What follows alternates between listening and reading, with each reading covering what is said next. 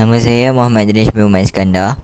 Nombor matriks 18 DDT 20F 1040. Nama saya Muhammad Syamir bin Sanusi, nombor matrik 18 DDT 20F 1091. Nama saya Muhammad Hafiz Nakiuddin bin Amir, nombor matrik 18 DDT 20F 1025. Saya Adi Sufri bin Ahmad Afandi, nombor matrik 18 DDT 20F 1113. Nama saya Muhammad Faris Hazi bin Ahmad Zawidi, nombor matrik 18 DDT 20F 1073. Nama saya Noralia Amanda binti Wama Aksan, nombor matrik 18 DDT 20F 1095.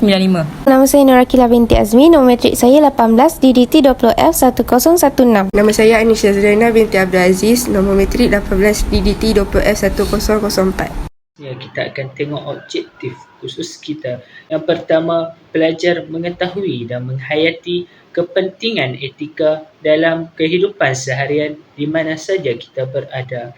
Yang kedua ialah pelajar memahami dan menghayati kepentingan seseorang untuk berperanan aktif dalam menjalankan tanggungjawab sosial untuk mewujudkan kehidupan yang harmoni dan sejahtera. Yang ketiga ialah pelajar mampu memahami, menghayati dan mempraktikkan nilai-nilai keadilan sosial yang menjadi panduan untuk mewujudkan suasana kehidupan yang terbaik dan harmoni. Yang terakhir sekali ialah pelajar dapat peka dan menyedari tentang pentingnya usaha mengekang amalan tidak beretika dalam kehidupan seharian. Etika dan peradaban sangat penting dalam membina sesebuah masyarakat. Saya akan menjelaskan dan menerangkan tentang tanggungjawab sosial. Maksud tanggungjawab sosial. Okey, tanggungjawab sosial itu ialah mengakui bahawa pilihan atau keputusan dan tingkah laku seseorang memberi kesan kepada persekitaran di mana seseorang itu tinggal. Okey, tanggungjawab sosial juga merupakan kewajipan setiap individu untuk memelihara keseimbangan antara pekerjaan, ekosistem dan ekonomi. Tanggungjawab sosial di Malaysia ini penting kerana ia sebahagian daripada etika, kerana individu perlulah bertanggungjawab untuk memenuhi tugas sebagai warga negara Malaysia. Sebagai warga negara Malaysia, penting bagi kita untuk menitik beratkan tanggungjawab sosial. Kenapa? Sebab kita di Malaysia ni mempunyai berbilang bangsa, kaum dan agama. Jadi tidak kira bangsa, agama dan kaum, setiap individu, setiap orang itu perlulah mempunyai tanggungjawab sosial. Kenapa perlu ada tanggungjawab sosial? Kerana penting untuk mengekalkan keamanan di Malaysia supaya tidak ada berlakunya gaduhan atau keributan tentu. Jadi penting untuk kita mengekalkan tanggungjawab sosial. Hari ini saya akan bentangkan tentang budaya masyarakat Melayu.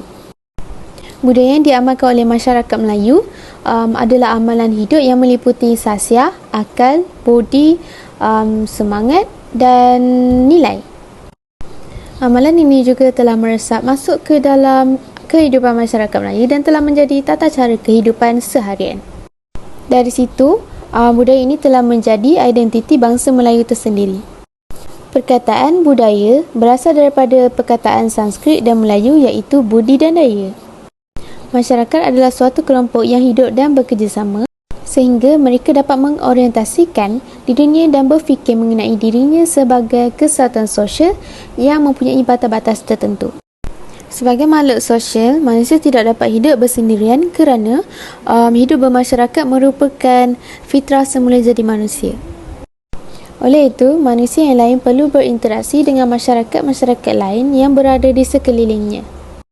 Kebudayaan adalah salah satu cara kita mengatur hidup kelompok manusia seperti makan, minum, cara beribadah dan cara menegur seseorang. Masyarakat Melayu sangat menekankan amalan yang mulia dalam kehidupan, terutamanya pada bidang politik, ekonomi dan sosial. Memang tidak dapat dinafikan lagi, bangsa Melayu mempunyai budaya yang sangat berharga. Budaya ini perlulah diamalkan oleh generasi muda agar budaya ini dapat diwarisi secara berterusan. Sekian itu saja daripada saya. Budaya masyarakat Cina terbagi kepada 4 bahagian, iaitu makanan tradisional, jenis pakaian, adat perkahwinan, perayaan dan keagamaan. Okey, pertama sekali saya nak sebut pasal makanan tradisional. Kuih bulan. Kuih bulan biasanya boleh didapati menjelang musim perayaan pertengahan musim duru atau Tahun Baru Cina. Ia mempunyai rasa yang manis serta boleh dimakan begitu sahaja. Kuih ini berbentuk bulat dan juga segi empat yang terdiri dari kuning telur itik masin serta bahan-bahan lain. Masyarakat Cina akan memakan kuih ini bagi memperingati sejarah seorang isteri raja yang telah berkorban demi rakyatnya. Kuih bakul juga turut dikenali dengan nama Nian Gao. Rasa seakan-akan seperti dodol. Berdasarkan sejarah, kuih ini dibuat khas untuk diberikan kepada Tuan Dapur supaya ia tidak melaporkan perkara yang tidak baik kepada Maharaja di syurga. Kuih ini juga membawa simbol tinggi, iaitu semakin tahun semakin tinggi, atau erti kata lain iaitu bermaksud semakin majulah mereka ke hadapan. Yisang. Yisang atau juga dikenali dengan nama Yusheng. Hidangan ini biasanya dihidangkan menjelang sambutan Tahun Baru Cina. Ia merupakan lambang kemakmuran, kemewahan dan juga kekayaan. Masyarakat Cina mempercayai bahawa ikan adalah pembawa rezeki dan hidangan yisang telah wujud sejak dinasti Song lagi. Ia merupakan masakan yang akan dihidangkan sempena upacara keagamaan. Yang kedua iaitu baju tradisional. Pertama sekali iaitu Cheongsam. Pakaian ini dipakai oleh wanita berketurunan Cina. Biasanya dipakai pada upacara tertentu seperti majlis perkahwinan dan semasa Tahun Baru Cina. Baju ini asalnya labuh tetapi lama kelamaan disingkatkan hingga ke paras lutut. Cheongsam dipakai ketat dan berbelah di kiri dan kanannya. Samfu. Samfu ni merupakan pakaian tradisional Cina dan ramai masih tak mengenali samfu ni. Ia adalah sejenis baju dan seluar yang boleh dipakai oleh wanita dan lelaki dalam kehidupan seharian. Pakaian tradisional Cina ini merupakan baju longgar dan seluar yang dibuat daripada kain lembut, misalnya kain sutera.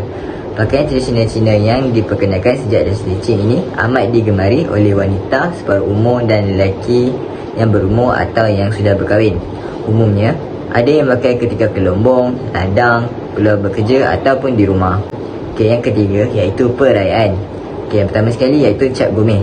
Hari Cap Gomeh ini merupakan Tahun Baru Cina yang terakhir. Ia jatuh pada hari ke-15 pada bulan 1 dalam kalender Cina. Oleh itu, semua orang Cina menyambutnya dengan gembira dan ceria. Mereka akan makan dan berkumpul bersama dengan ahli keluarga. Yang kedua iaitu Qingming. Perayaan ini penting untuk mengenang nenek moyang yang telah meninggal dunia. Anak-anak dan cucu cicit akan membawa makanan, buah-buahan, kertas-kertas wang ke kubur dan membersihkan kubur nenek moyang mereka. Mereka akan membawa makanan untuk bersembahyang dengan nenek moyang. Lepas tu, mereka akan berbual-bual sekali. Orang Cina percaya bahawa kertas wang tersebut akan bertukar menjadi duit di alam yang lain. Seterusnya, iaitu yang terakhir iaitu adat perkahwinan. Adat perkahwinan Cina mempunyai adat berisik, adat meminang, bertunang dan majlis pernikahan. Pertama sekali iaitu adat merisik. Adat merisik merupakan perkara yang penting kerana orang Cina amat mementingkan nama, maruah dan keturunan yang baik. Cara yang merisik adalah terpulang kepada ibu bapa pihak lelaki sama ada mahu bertanya pada sahabat mereka sekiranya mengenali keluarga pihak perempuan. Untuk pengetahuan anda, tujuan merisik adalah untuk mengetahui latar belakang gadis yang dihajati kerana masyarakat Cina mengambil berat tentang nama, keturunan, peribadi dan tingkah laku wanita terbabit. Yang kedua iaitu adat meminang. Adat meminang hanya akan dijalankan setelah kedua-dua pihak berpuas hati dengan latar belakang keluarga masing-masing. Seorang wakil akan dipilih untuk mengunjungi rumah si gadis untuk membincangkan perkara-perkara berkaitan perkahwinan. Yang ketiga iaitu hari pertunangan. Hari pertunangan adalah berdasarkan kalender Cina kerana hari yang dipilih perlu bersesuaian dengan zodiak pasangan berkenaan. Berpandukan kepada sebuah buku iaitu Tong Su. Khidmat tukang tilik akan digunakan untuk menetapkan tarikh pertunangan pasangan itu. Masyarakat Cina percaya bahawa sekiranya upacara itu dilakukan pada waktu yang tidak sesuai, pasangan terbabit akan ditipu bencana dan perkahwinan mereka tidak akan bertahan dengan lama. Yang terakhir sekali iaitu majlis pernikahan. Hari perkahwinan akan berlangsung mengikut tempoh yang dipersetujui oleh kedua-dua pihak. Walaupun begitu, sekiranya terdapat kematian dalam kalangan ahli keluarga, maka pengantin sebelum hari perkahwinan itu mesti ditangguhkan pada tahun berikutnya ataupun selama 100 hari. Masyarakat budaya India. Dari segi pakaian tradisional masyarakat India, iaitu dhoti merupakan pakaian untuk kaum lelaki. Pakaian ini dibuat daripada kain yang berwarna putih. Kebanyakan dhoti hanya boleh dilihat dari perkahwinan saja kerana generasi muda hari ini tidak berminat untuk pakaian ini. Dhoti diperlukan daripada lembaran kain putih yang panjang. Kain tersebut diikat di bahagian pinggang dan diikat di celah paha dan kemudian disangkut pada bahu. Kemudian kain tersebut dihiaskan dengan mana-mana kecil supaya kelihatan menarik. Ada juga dhoti diberwarnakan kuning pudar atau kuning susu. Pakaian ini banyak dipakai oleh golongan Siti. Sari merupakan pakaian untuk kaum perempuan dan ia adalah pakaian seharian yang turut dipakai pada musim perayaan. Sari terdiri daripada lembaran kain yang berukuran 1 meter hingga 2 meter lebar dan panjangnya pula antara 5 hingga 15 meter mengikut saiz pakaian. Kebanyakan kain sari adalah jarang dan lembut. Sebelum memakai sari, si memakai perlu memakai baju yang ketat dan singkat. Kemudian sari diikat pada pinggang dan diselempang pada bahu kiri. Lilitan pinggang sebanyak 3 hingga 5 kali untuk menguatkan lilitan supaya tidak terurai. Selain itu, makanan bagi orang India iaitu moruku, tosai dan nasi biryani. Dari segi perkahwinan untuk masyarakat India ialah kunjung ke rumah pengantin. Adat ini dilakukan selepas adat merisik dilakukan. Bakal pengantin akan mengunjungi rumah bakal pengantin perempuan untuk melihat bakal pengantin. Peringkat pertama adalah merisik. Merisik atau lebih dikenali sebagai melihat pengantin merupakan adat tradisi masyarakat India dan juga masyarakat lain. Ia bertujuan untuk melihat atau sinonim dengan meninjau keadaan bakal pengantin yang menjadi kediaman si teruna. Menginjau dari keadaan si pengantin di sini berarti memastikan status atau keadaan semasa kali berkenal serta berkenal-kenal dengan sikap dan kemahiran yang dimiliki olehnya. Kedua, prosedur ikat janji ni cayam dilakukan selepas mendapatkan persetujuan kedua belah pihak. Wakil lelaki akan datang ke rumah pihak perempuan dalam jumlah bilangan yang ganjil dengan membawa beberapa barang seperti kelapa, sirih, pinang dan bunga-bunga dan buah-buahan. Buah-buahan, cendana dan kum-kum untuk diberikan kepada wakil perempuan. Adat parisam. Parisam biasa adalah pemberian hadiah yang dijalankan lebih awal daripada hari perkahwinan. Manakala udah perisam adalah pemberian hadiah yang dilakukan pada hari yang sama di sebelah pagi sebelum perkahwinan dilangsungkan. Dalam masyarakat India, perisam umpama sebuah majlis pertunangan. Pihak pengantin lelaki akan menyediakan beberapa jenis hantaran dalam jumlah ganjil. Antara ini perlu disediakan oleh wanita yang sudah bersuami sahaja. Saya akan menerangkan tentang konsep takrifan autoriti dan takrifan harian. Konsep takrifan autoriti ialah realiti sosial merujuk kepada fenomena dan tingkah laku yang dikaitkan dengan perundangan, protokol, perlembagaan yang telah diinstitusi dan diperakui bersama. Takrifan autoriti lahir berdasarkan dokumen dan pihak berkuasa di dalam masyarakat. Sebagai contoh ialah gagasan Satu Malaysia. Bagi takrifan harian adalah takrifan harian yang diterima bersama tidak terikat oleh undang-undang formal tetapi lebih memaparkan dalam perbezaan itu.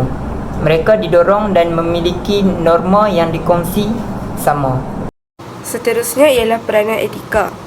Dalam peranan etika ni kita banyak peranan yang kena memainkan dalam sosial untuk mewujudkan keharmonian. Pertama sekali, yang penting adalah kita sebagai masyarakat kita perlulah mengetahui dan menghayati kepentingan etika dan menjalankan kehidupan seharian sama ada kita sebagai pelajar ataupun sebagai pekerja. Sebagai contoh untuk pelajar, kita perlulah pandai membahagikan masa kita. Sebagai contoh, pelajar tu perlulah membahagikan masa dia untuk mengulang kaji pelajaran yang dia pelajari, and then dia juga kena pandai untuk mengatur dia punya masa untuk bersukan, untuk bermain game. Sebab zaman sekarang ni ramai remaja yang suka main game, sebab dah macam-macam gadget dah ada. So ramai remaja terdedah dengan gadget. So setiap pelajar perlulah pandai membahagikan masa mereka. Kedua pula adalah kita sebagai masyarakat perlulah memahami dan menghayati kepentingan sosial untuk berperanan aktif dalam menjalankan tanggungjawab sosial bagi mendukung usaha dalam mewujudkan masyarakat yang sejahtera. Okey, dalam masyarakat ni terdiri daripada berbilang kaum, contoh Melayu, India, Cina. Jadi dekat sini bila terdirinya pelbagai kaum, kita tidak perlu rasa macam nak pilih kasih. Contoh, kalau Melayu nak dengan Melayu je, India nak dengan India je, Cina dengan Cina saja. Tak boleh macam tu, sebab bila macam tu kita akan rasa macam tersisih. Masyarakat kita tak bersatu padu. Kalau nak masyarakat yang bersatu padu, kita kenalah macam bercampur, bergaul sesama kaum antara dekat sekeliling kita lah. Kemudian dengan adanya perpaduan kaum ni, kita dapat mengeratkan hubungan, dapat menjalinkan kasih sayang antara masyarakat sekeliling. Yang ketiga pula adalah kita sebagai masyarakat perlulah peka dan menyedari tentang kepentingan usaha dalam mengekang amalan yang tidak beretika. So dekat sini, bila kita nak mengelakkan amalan yang tidak beretika ni, dia perlulah bermula daripada awal. Sebagai contoh, ibu bapa lah, ibu bapa dengan masyarakat. Tapi yang paling penting adalah ibu bapa. Ibu bapa bermain peranan yang penting kepada anak-anak. Sebab anak-anak ni akan jadikan ibu bapa mereka sebagai contoh dan teladan. Saya akan membentangkan tentang bentuk-bentuk tanggungjawab sosial. Terdapat 3 bentuk-bentuk tanggungjawab sosial. Yang pertama ialah daripada sumbangan kewangan. Urainya ialah individual, organisasi atau badan-badan korporat boleh memberi bantuan berbentuk kewangan dan pembiayaan kepada masyarakat yang benar-benar memerlukan bantuan, seperti masyarakat yang miskin, ibu tunggal, anak yatim, orang kurang upaya dan golongan-golongan yang berpendapatan rendah. Seterusnya ialah penjagaan alam sekitar, di mana tanggungjawab sosial juga boleh diberikan dalam bentuk meningkatkan penjagaan alam sekitar, mengelakkan sebarang bentuk pencemaran alam sekitar, baik pencemaran udara maupun pencemaran air dan darat, seperti penanaman semula pokok, mengutip sampah di tepi pantai, program gotong royong dan sebagainya. Selain itu, kita juga boleh meningkatkan penguasaan undang-undang, di mana kita boleh memberi denda kepada kilang-kilang yang melepaskan sisa-sisa toksik di sungai maupun laut. Seterusnya ialah khidmat kesihatan. Tanggungjawab sosial berbentuk kesihatan seperti menganjurkan program pendidikan kesihatan, kempen berdema darah, pencegahan AIDS, kefahaman penyakit kanser, kefahaman COVID-19, pameran penjagaan kesihatan berkaitan dengan pemakanan sihat dan sebagainya. Seperti yang kita sedia maklum, di mana negara kita sedang mengalami pandemik COVID-19, di mana kita seharusnya memberi fahaman kepada masyarakat luar bahawa betapa pentingnya untuk kita menjaga SOP dan sentiasa menjaga kesihatan diri, masyarakat dan sebagainya.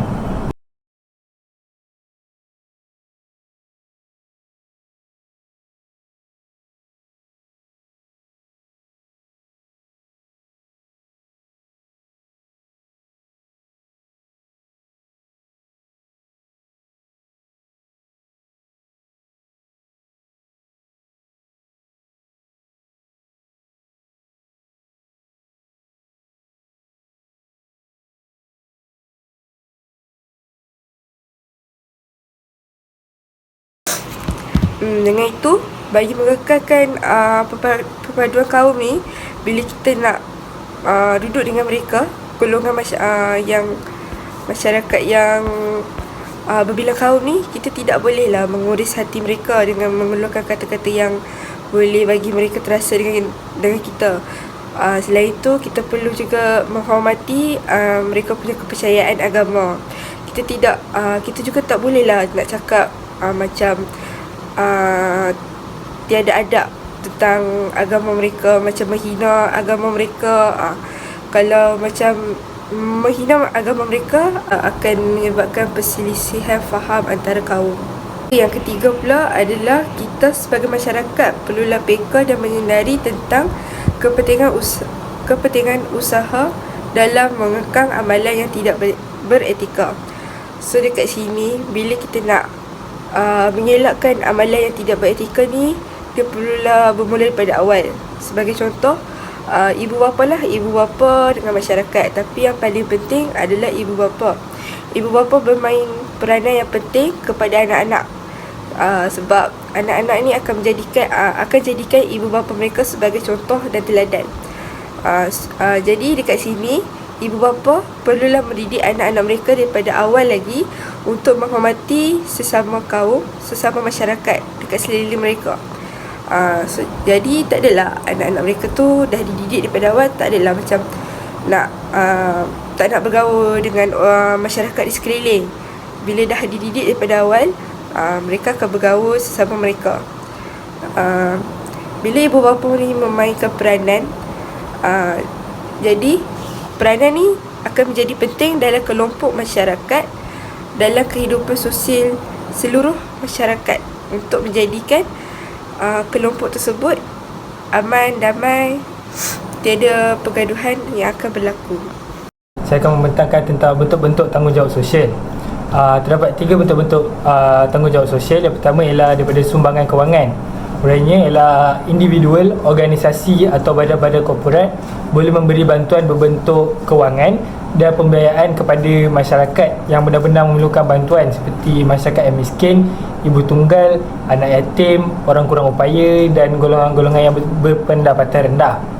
Seterusnya ialah penjagaan alam sekitar, di mana tanggungjawab sosial juga boleh diberikan dalam bentuk meningkatkan penjagaan alam sekitar, mengelakkan sebarang bentuk pencemaran alam sekitar, baik pencemaran udara maupun pencemaran air dan darat, seperti penanaman semula pokok, mengutip sampah di tepi pantai, program gotong royong dan sebagainya. Selain itu, kita juga boleh meningkatkan penguasaan undang-undang, di mana kita boleh memberi denda kepada kilang-kilang yang melepaskan sisa-sisa toksik di sungai maupun laut. Seterusnya ialah khidmat kesihatan. Tanggungjawab sosial berbentuk kesihatan seperti menganjurkan program pendidikan kesihatan, kempen berdema darah, pencegahan AIDS, kefahaman penyakit kanser, kefahaman COVID-19, pameran penjagaan kesihatan berkaitan dengan pemakanan sihat dan sebagainya. Seperti yang kita sedia maklum, di mana negara kita sedang mengalami pandemik COVID-19, di mana kita seharusnya memberi fahaman kepada masyarakat luar bahawa betapa pentingnya untuk kita menjaga SOP dan sentiasa menjaga kesihatan diri, masyarakat dan sebagainya.